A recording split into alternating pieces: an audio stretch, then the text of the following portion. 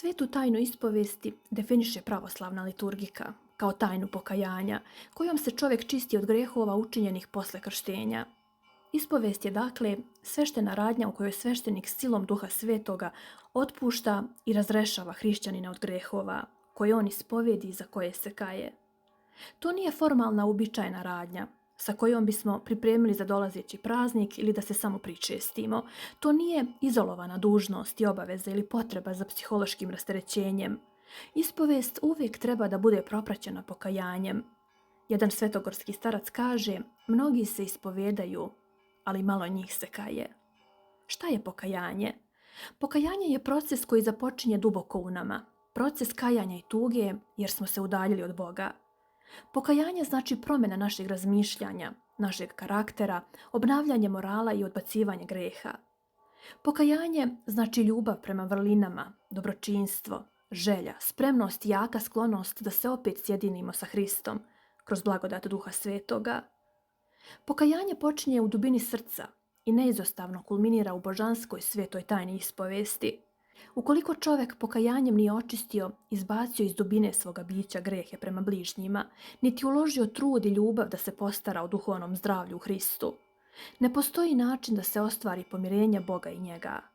Ljudski je grešiti, ali je ljudski kajati se, kao što je božansko svojstvo praštanje.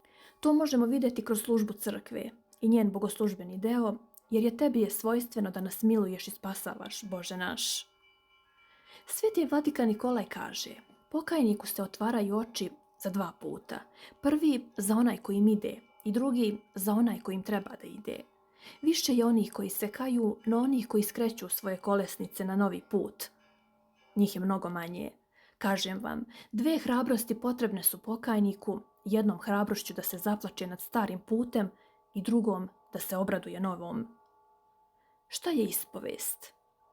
Sveta tajna ispovesti u crkvi postoji i data je kao mogućnost obnavljanja i isceljenja grehom narušene ljudske prirode i života. Zato je greh u duhovnom životu i okarakterisan kao bolest koja opterećuje i muči ljudsku savest. Otuda i ispovedanje i pokajanje kao oblik duhovnog lečenja. Kako se vrši ispovest? S obzirom na činjenicu da današnji vernici svetu tajnu ispovesti i pokajanja obavljaju uglavnom na svetoj liturgiji, uoči pričešća i najčešće za vrijeme nekog od velikih postova, to će u mnogome sputati sveštenika da se u celosti posveti pokajniku. Vernici čekaju u redu, a ispovest koja se obavlja mehanički i ne traje duže od par minuta po osobi.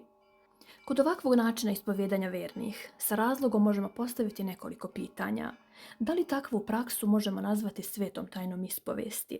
Da li je oproštaj grehova dobio onaj koji na takvoj ispovesti ništa nije rekao, odnosno ispovedio, jer se zbog brzine ispovesti najčešće svodi na pitanje kaješ li se? Kajem. Jesi li grešan? Grešan sam.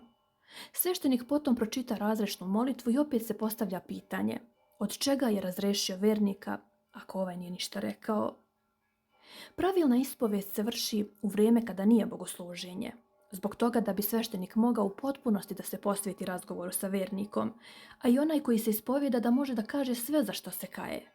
Zato bi bilo najbolje da se ispovest vrši posle jutarnjeg ili večernjeg bogosluženja. Također, onaj koji se ispovjeda mora da bude svestan svega što ispovjeda kako bi ta ispovest bila potpuna.